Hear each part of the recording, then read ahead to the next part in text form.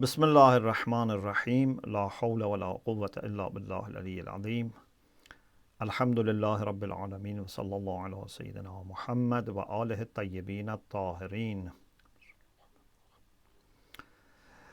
Alhamdulillah, I have tawfiq to be with you again for the second night in this holy month of Ramadan, and inshallah we will continue our reflections on some lines of Dua Abu Hamazah. Bismillahirrahmanirrahim. Hvala Allahu na prilici da budem opet sa vama drugu noć u Mubarek mjesecu Ramazanu i mi ćemo nastaviti sa našim komentarom i našim osvrtom na Duvu Abu Hamze Somali. We talked about Abu Hamza himself, we talked about this particular dua, and then we started reflecting on the first sentence. Prethodno smo govorili o samom Abu Hamzi Somaliju, onda smo dali osvrt na samu dovu generalno i potom smo govorili o prvoj rečenici dove. Imam says to Allah subhanahu wa ta'ala, Ilahi, la tu'addibni bi'uqubatik. I hope inshallah you will also have on the screen the Bosnian translation. So, oh Allah, please don't discipline me, don't educate me with your punishment.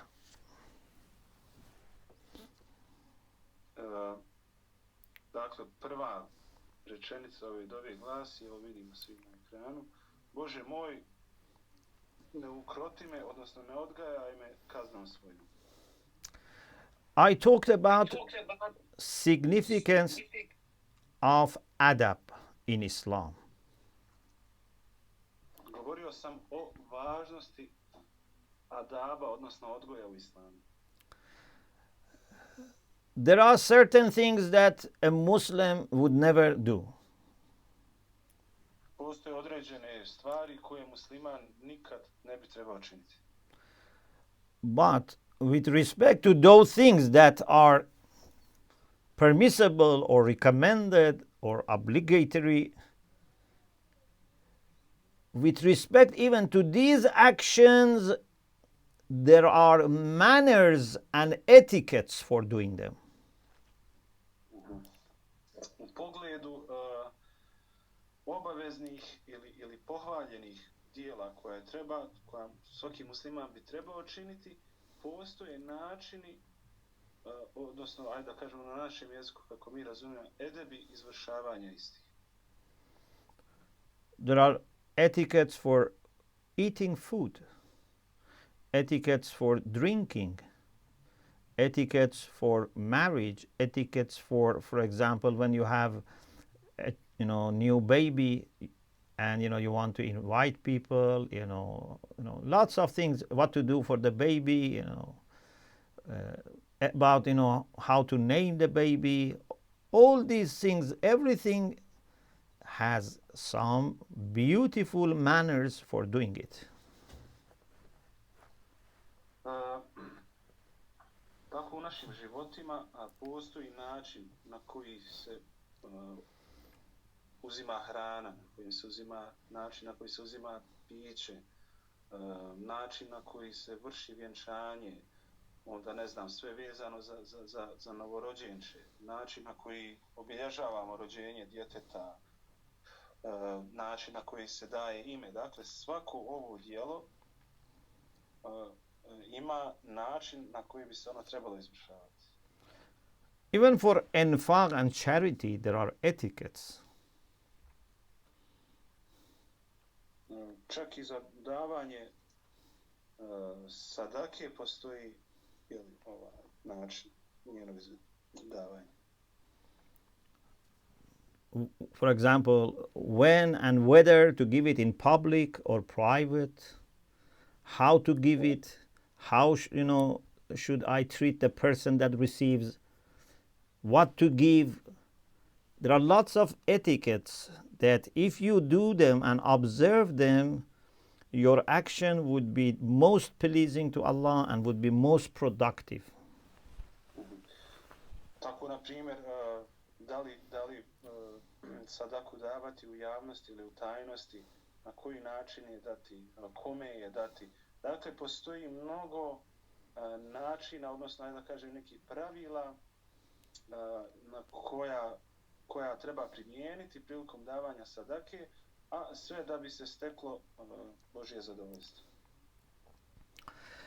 Okay, we said this is a very important discussion by itself. Inshallah, at some point, this has to be discussed about adab or courtesy or politeness in Islam. This is by itself a very important discussion.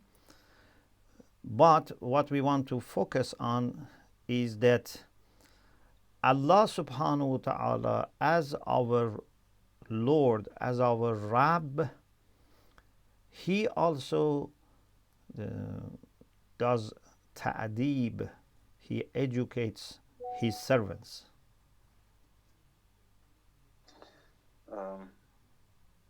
Dakle, veoma je važna diskusija o edebu, odnosno da kažem, moralu. Međutim, ono na što se želimo fokusirati jeste na činjenicu da Allah kao naš gospodar zapravo nas na neki način edukuje, odnosno odgaja. The Prophet sallallahu alaihi wasallam is quoted as saying, "Addabani Rabbi fa ahsana ta'dibi." My Lord has given me adab, has educated me, has disciplined me, has trained me, and He has done it in a good way. He has done it well.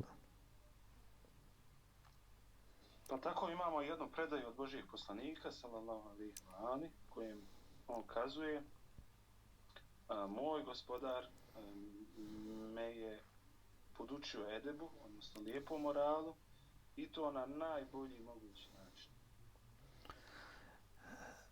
And I said that unfortunately in the modern secular liberal culture, adab is no longer a concern for the most part. Just if there is a teacher, is at a school, is at a university, just make sure that you have a safe place, only safe, so that no one is hurting another person. And just give them the information, the skills. Whether those who enter and those who graduate show any progress in their adab, in their manners, in their akhlaq, is not a concern, unfortunately. This is the liberal education. Nažalost, u modernim sekularnim društvima edeb, odnosno moral, nije više toliko važan, pa tako, na primjer, u školama, univerzitetima, odnosno obrazovnom sistemu, bitno je da niko nikog fizički ne ugrožava, da se djeci, odnosno učenicima, samo pružaju informacije, odnosno da djeca usvajaju informacije, a oni koji završe takvu školu, takav sistem školovanja, njihov progres u moralu, odnosno njihov napredak u samom moralu uopšte nije predmet obrazovnog sistema.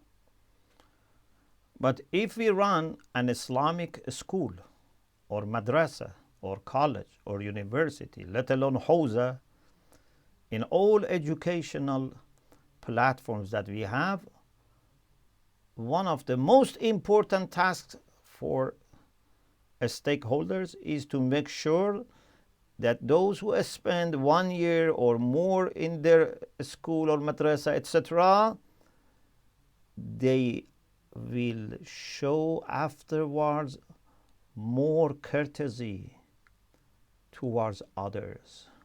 Someone has been with us, for example, in our weekend madrasa or in our school for some time, How is his adab now when he sees his parents, for example, or she sees parents or elderly members of community? When sees someone, for example, has disability, is it going to make mockery of that person? Is it going to be just indifferent, or feels love and mercy towards that person and wants to help? These are very important part of any educational institution which wants to run by Islamic values.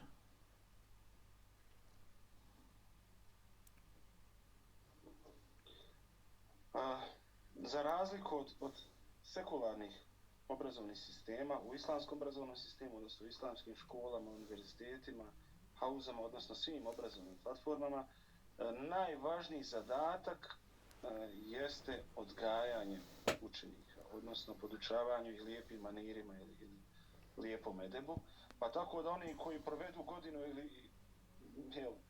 ili više u tom obrazovnom sistemu, oni bi trebali da steknu više edeba, odnosno lijepog ponašanja prema drugima. Tako, na primjer, prema svojim roditeljima, prema starijima, prema invalidima, umjesto da im se, ne daj Bože, smiju ili rugaju ili da ih provociraju, oni bi trebali zapravo da budu tako odgojeni da im nastoje pomoći u svakom pogledu. I to je ono što je najbitnije u cjelokupnom obrazovnom sistemu islama. In any case, we all need, above all, Allah subhanahu wa ta'ala to give us adab. Sve u svemu, ono što je nama kao ljudima potrebno jeste da nam uzvišeni Allah podari adab.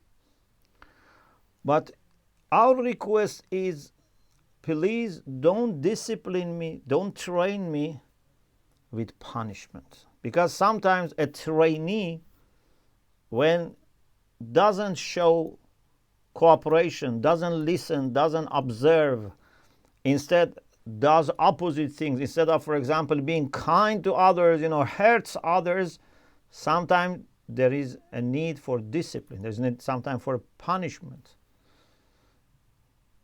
But we say to Allah, I know that I have not behaved well.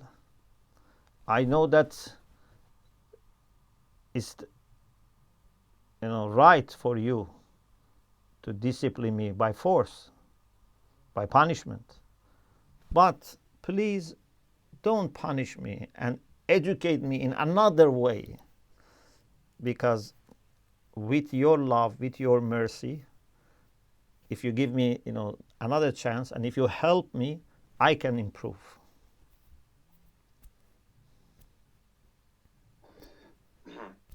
Dakle, naš zahtjev kao robova jeste da nas, naš zahtjev ka Bogu jeste da nas on ne kazni. Iako, na primjer, kada jedan učenik nije poslušan prema svom učitelju, kada ne sluša njegove upute, postoji potreba da se on kazni, da se disciplinuje na neki način.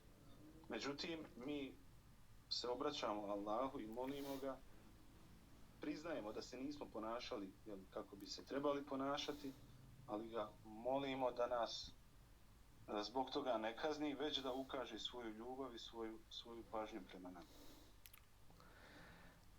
And punishment is not only, punishment in the hereafter. Punishment can be even bad things happening to dunya, because sometimes we do something wrong, and in dunya also, in this world, we will be punished. Kazna se ne odnosi samo na ono svjetsku kaznu, već kazna se odnosi i na ovo svjetsku, dunjalučku kaznu, jer ako nešto uradimo, neki grijeh, neko loše zlo djelo, kazna će nas neminovno stići na ovom svijetu. For example, if an alim, a scholar, suffers from hubb dunya,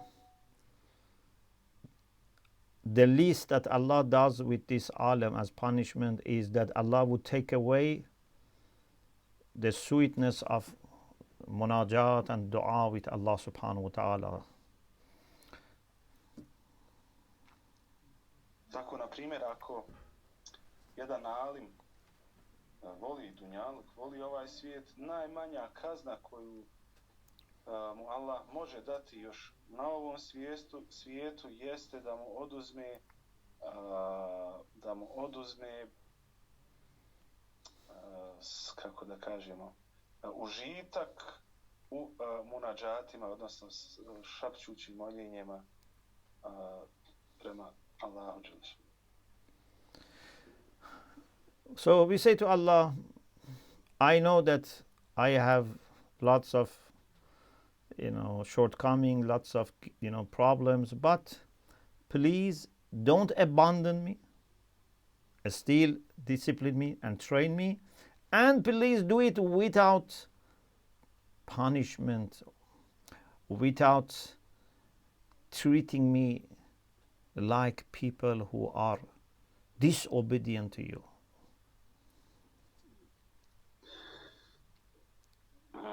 Pa tako mi kažemo Allahu, Bože, znam da imam mnogo grijeha, mnogo posrtaja, ali molim te da me odgojiš, ali bez kažnjavanja. Dakle, da me ne tretiraš kao one koji su nepokorni tebi. For a lover of Allah, even to feel that maybe he is unhappy with me, maybe he is angry with me, even if he doesn't do anything, it would be very difficult. So we say to Allah, please be very forgiving with us. Dakle, može se desiti da počinimo neki grijeh, da ne budemo kažnjeni na ovom svijetu, ali ipak da osjetimo da Bog nije zadovoljan s nama, da je ne da Bože ljut na nas, i zbog toga ga molimo, Bože, molim te, nemoj nas kazniti, odnosno odgoji nas. وَلَا تَمْكُرْ بِي فِي حِيلَتِكَ. In your planning, please don't make any plan against me. Pa u dovi se nastavlja,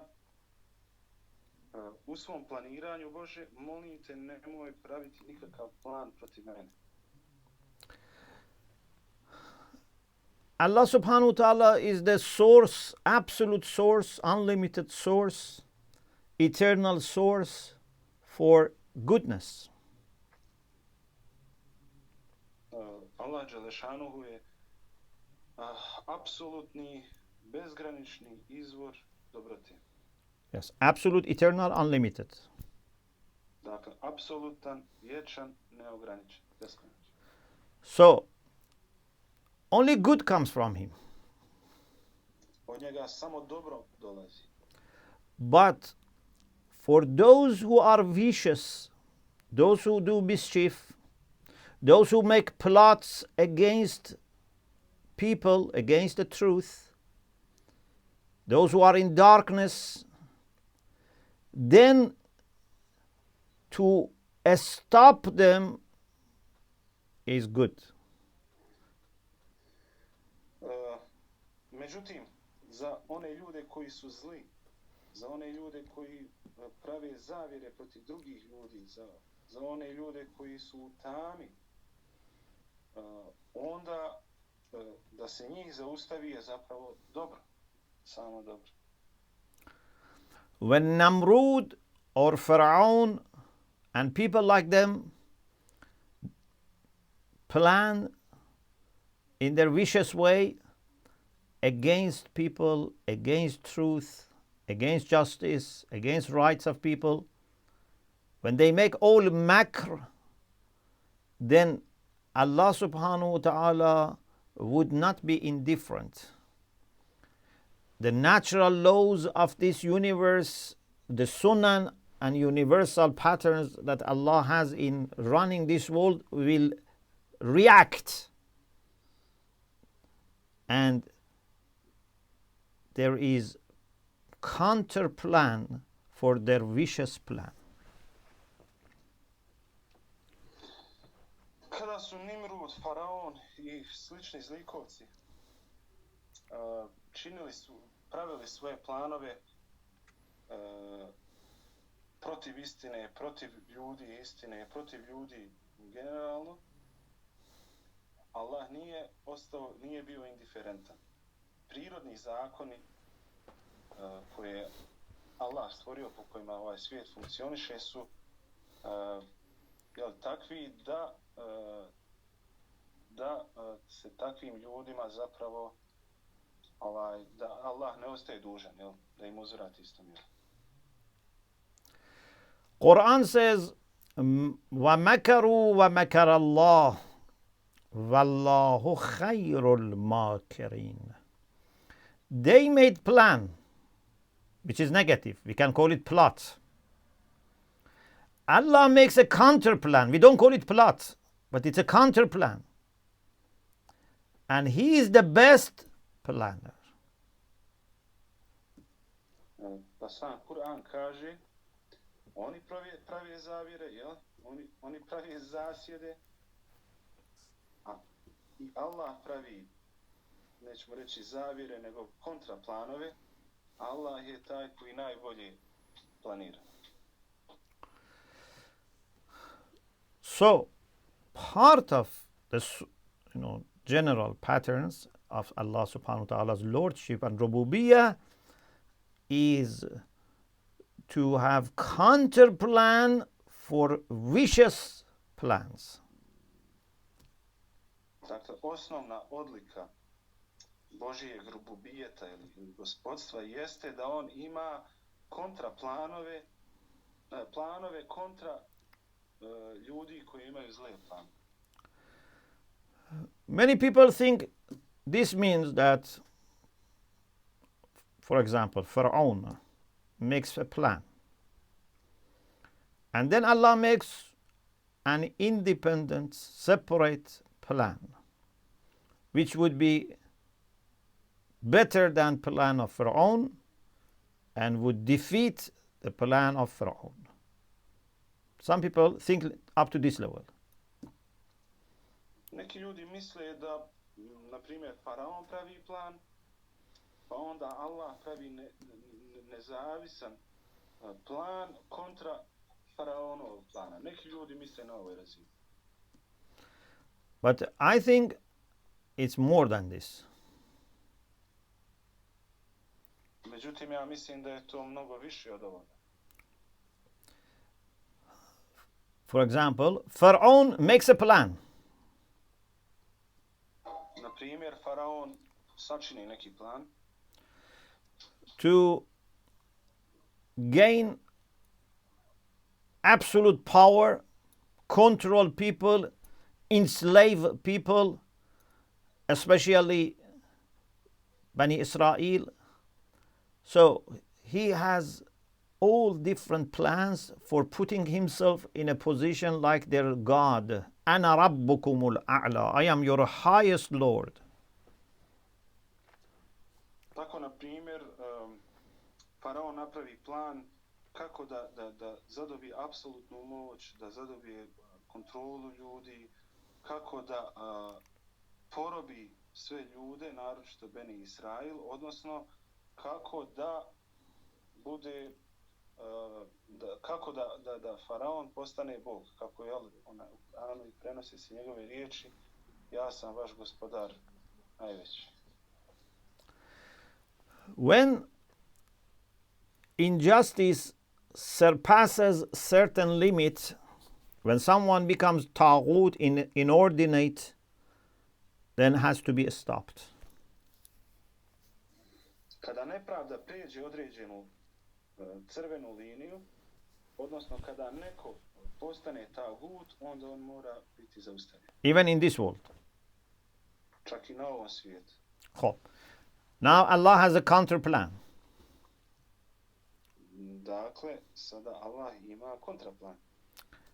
And his plan, Allah's plan, is to take Pharaoh and his plan inside Allah's plan.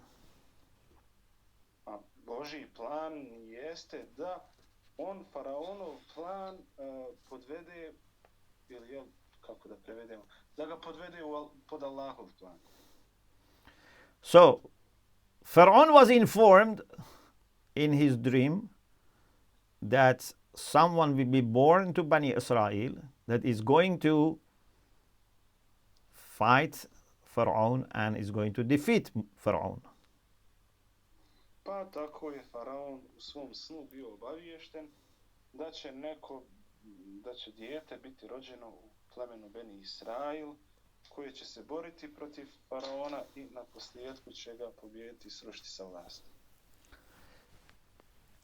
He could benefit from this dream by changing his behavior. He could repent, he could change his style and stop the process of a person coming and defeating him by no longer being vicious. He could stop it in that way. Pa faraon je mogao promijeniti, na primjer, nakon tog svog sna, promijeniti svoje ponašanje, postati bolji čovjek i zaustaviti proces dolaska jednog čovjeka koji će ga poraziti. Dakle, vrlo jednostavno mogao prestati biti zao čovjek i promijeniti tu historiju. But what he did was insisting on his wrongdoing and actually implementing the plan of Allah against Taghut. Ali ono što je on učinio jeste da je nastavio insistirati na svom zlom planu i samim tim je Božji plan protiv Taguta naveo na sebe. Instead of changing and having a U-turn, he continued the same route and accelerated by killing all sons of Bani Israel who were born. Dakle, umjesto da je faraon napravio zaokret, on je nastavio istim putem, pa čak je i ubrzao, naredivši ubijanje muške djece Beni Israel. So he made many Israeli families 100% against himself. Dakle, on je naveo mnoge porodice Beni Israila da budu 100% protiv.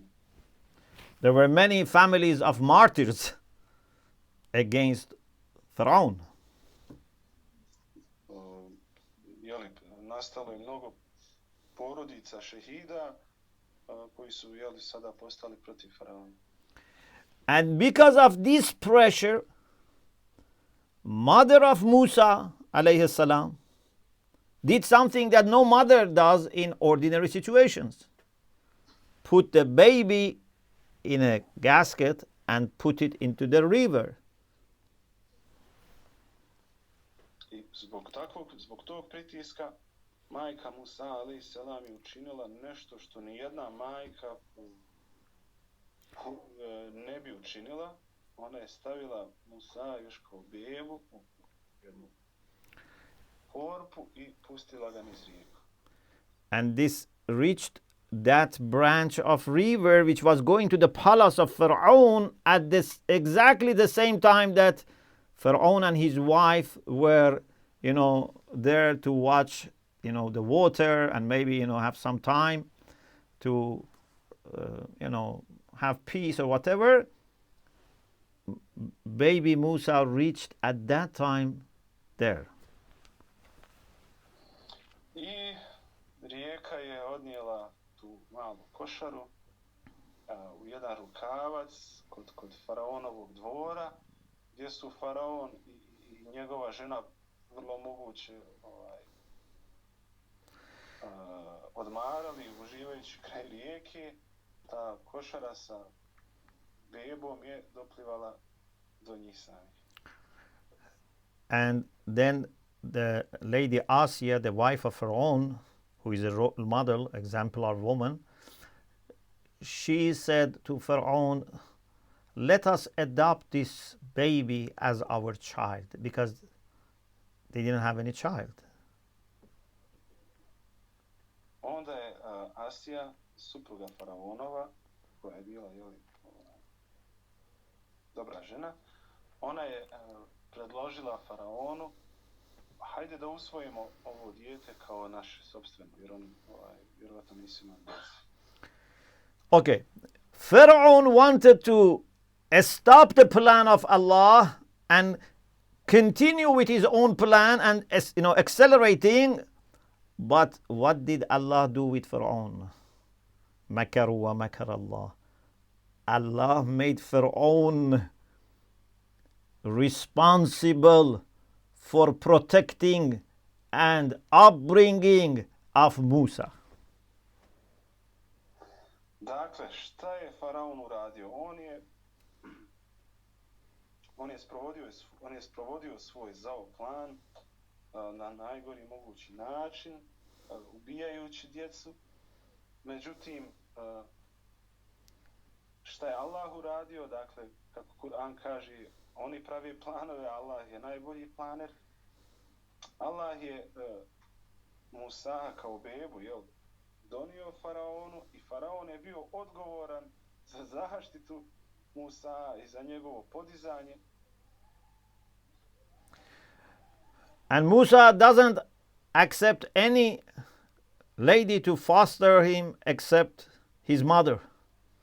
So Allah gives Musa back to his mother and gives mother of Musa back to Musa. So Musa is not deprived of his mother, but she has now another lady also, Lady Asiya, who is much higher in a spirituality than mother of Musa. Musa odbija da doji bilo koju drugu ženu osim svoje majke. I šta onda Allah čini? Dakle, Allah vraća Musa njegovoj majci, odnosno majku vraća Musau. I pored toga imamo još jednu gospođu, to jest Hazreti Asiju, koja je na većem duhovnom stupnju nego i sama Musaova majka.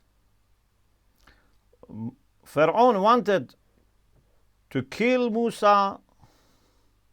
Now Pharaoh and all his guards are responsible for protecting Musa.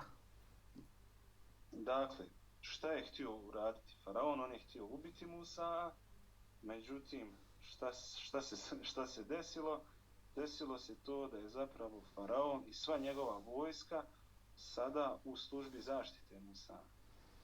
No one can get close to Musa to hurt him, even to verbally abuse Musa, because he is adopted son of Pharaoh. No one can, do any harm to Musa.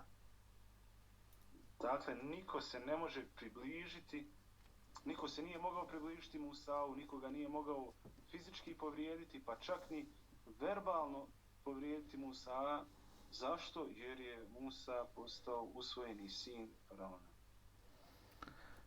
He learned all the good things, spiritual things from Lady Asiya, his mother, and learned many worldly skills from Pharaoh and his team.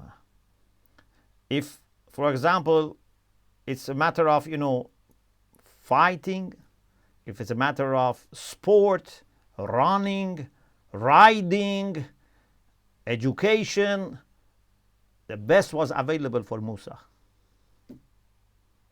Musa alaih selam je bio podučavan od strane Hazreti Asije i svoje majke duhovnim učenjima, svjetskim znanjima, dok je s druge strane bio podučavan o svjetskim znanjima od strane samog faraona, bilo da se radi, o borbi, o jahanju, plivanju, imao je pristup o svjetskom obrazovanju. Plus, Musa was able to understand very well mentality of Pharaoh, his techniques, his politics, everything From childhood, Musa was observing, and no one was stopping Musa from going to the meetings of Pharaoh, or maybe Pharaoh even was taking him with himself. So he was living with Pharaoh, he was watching everything, listening, understanding. So he was very well trained so that he can stop mischief of Pharaoh. Dakle, Musa je mogao u potpunosti da razumije mentalni sklop faraona. Jer odrastajući uz samog faraona, on ga je mogao posmatrati izbliza, njegovo ponašanje, njegov način razmišljanja, njegove postupke. Faraon ga je vjerovatno vodao sa sobom, vjerovatno je prisustvovao raznim državničkim sastancima. Dakle, Musa a.s. je od najranijeg djetinjstva izbliza imao priliku da posmatra faraona, kako bi ga kasnije, znao sve o njemu i kako bi ga kasnije mogao zaustaviti. Later, when Musa a.s. was appointed as a prophet, and he went to see Pharaoh as Allah instructed him to go to and visit Pharaoh. He showed his miracles. Then Pharaoh wanted to defeat at that stage Musa. Kasnije kada je Musa a.s. postao poslanik i kada je otišao Faraonu, da ga pozove na pravi put, on je pokazao svoje muđize. He made a makr, he made a plot. He said, okay, let us make an appointment. We choose a day of zina, yawm az-zina, a day of feast, and a time which everyone can come, makan and soa. And we bring the best magicians, not only of our city, any magician available. We bring the best magicians, and you will have competition with them. His plan was to show in front of masses of people that Musa is a loser. Dakle, Faraon je napravio sljedeću zavjeru. Dogovorio je da na dan zine, odnosno dan nekog njihovog slavlja, kada su svi ljudi u njegovom kraljevstvu mogli doći, mogli prisustvovati, on je pozvao najbolje mađioničare, ne samo iz svog grada, nego sve mađioničare, najbolje mađioničare u tadašnjem poznatom svijetu. Dogovorio je natjecanje između Musa a.s. i mađioničara. Dakle, Faraonov plan je bio da ponizi i porazi Musa a.s. pred svim tim okupljenim narodom. But what happened was completely in favor of Musa a.s. Međutim, ono što se desilo jeste da je sve u potpunosti išlo u korist Musa a.s. The best magicians were the first people to believe in Musa. Najbolji faraonovi mađioničari su postali prvi ljudi koji su povjerovali Musa.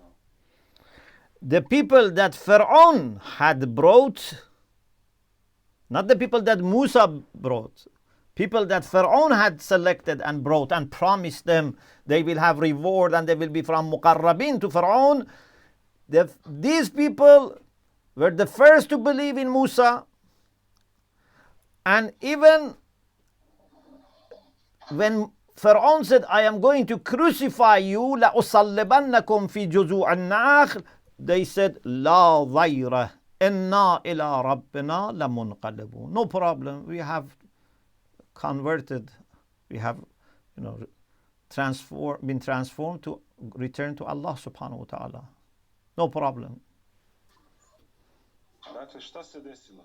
Faraonovi ljudi, mađioničari, koji su trebali da poraze Musa a.s. su bili prvi koji su povjerovali Musa'u alejselam,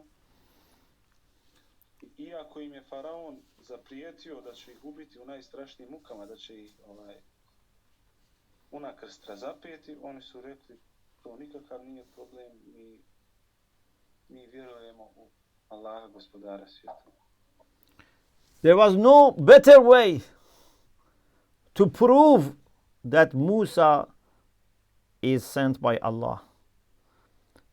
Because in front of everyone, the best magicians change and become so faithful that they are even happy to give their lives. And Pharaoh did this against himself.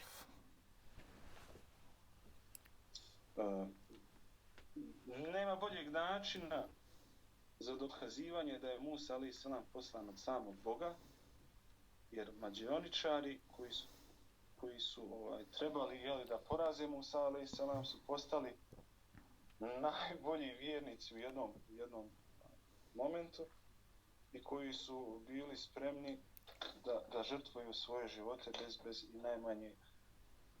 najmanjeg straha. So, makaru wa makar Allah means that an enemy of God makes a bad, vicious plan, a plot. Allah has a counter plan which can take that vicious plan as part of this master plan.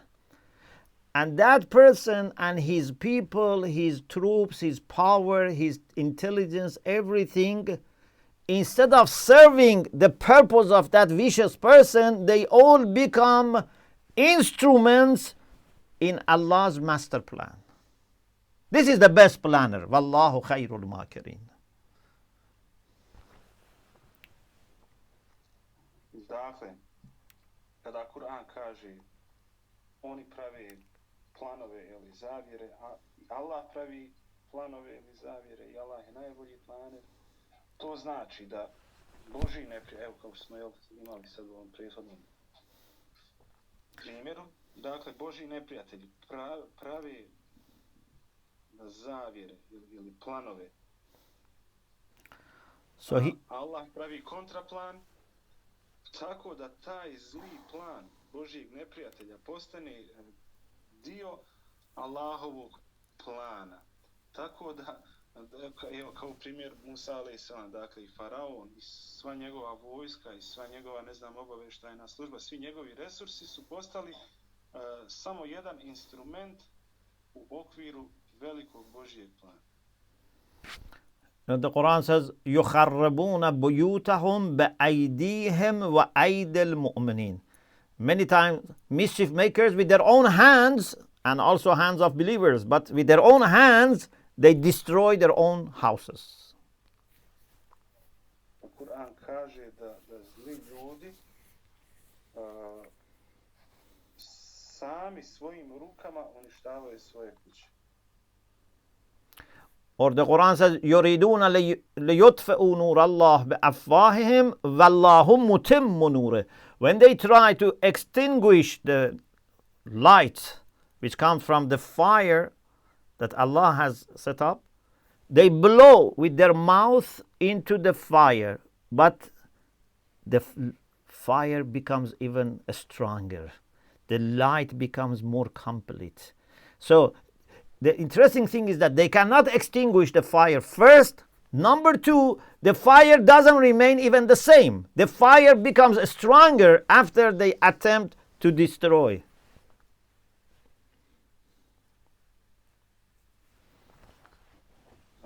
Kur'an na drugom mjestu kaže a nevjernici žele svojim ustima ugasiti svjetlo koje dolazi od Božje vatre. Dakle, oni svojim ustima žele da ugasi tu vatru, tu svjetlost. Međutim, oni je još više rasplamsaju. Dakle, pod jedan, oni ne mogu ugasiti tu Božju vatru i pod dva ne mogu gasiti, nego je zapravo čine još jačom, još je više rastomsavaju. You know, there is a common saying, لا يزال يؤيد هذا الدين برجل فاسق. This faith, this religion is continuously helped by bad people, by a bad person. It means that not only believers help faith, even enemies who make plans against this religion unknowingly and unintentionally, they support this faith. Postoji izreka da je Božja vjera potpomognuta samim Božjim neprijateljima. Dakle, Božji neprijatelji nesvjesno, nenamjerno žele da unište Božju vjeru, a zapravo je nenamjerno pomažu čineći još jačom i snažnijom. For example, I can mention some contemporary examples, but I only mention one example. Look at Saddam Hussein. Na primjer, mogao bi navesti mnogo primjera, ali evo navešću samo jedan primjer. Uzmimo za primjer Saddama Husseina. He was a vicious person, without doubt, and he did lots of mischief. Bio je jako zla osoba, bez ikakve sumnje i činio je mnoga zlodjela. But his own mischief reached a point that mobilized even his own friends against him, and he was defeated. Činio je toliko zla da je u određenom trenutku